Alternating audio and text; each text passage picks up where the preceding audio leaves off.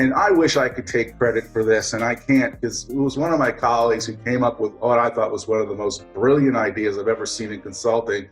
And the guy said, give PCs to his grandchildren.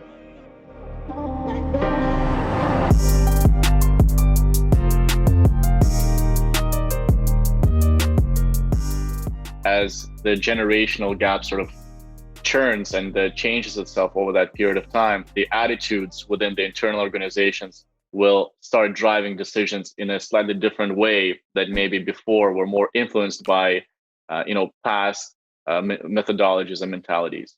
It's very parallel to what happened with PCs back in the 80s. Another quick story is we're doing a consulting project for a very large company down in Miami, Florida.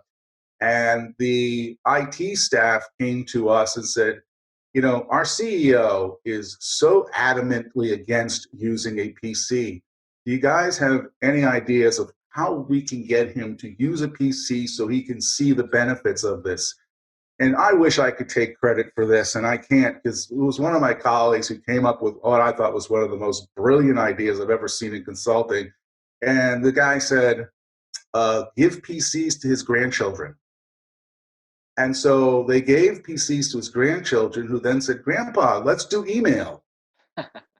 And so Grandpa learned how to do email. Grandpa, right, the CEO of a huge multi-billion Fortune 50 company, and realized, we can do this stuff. We can use this for our business. And it was all because he got into it just to email his grandchildren. Unbelievable, right? Just in that example itself, the younger generation literally pulled them across the fence. Yeah. And I actually have seen this more recently I was at a bank's board of directors meeting, and one director starts going off on this rant saying, we need to be on Facebook. My granddaughter's on Facebook. My granddaughter messages me on Facebook.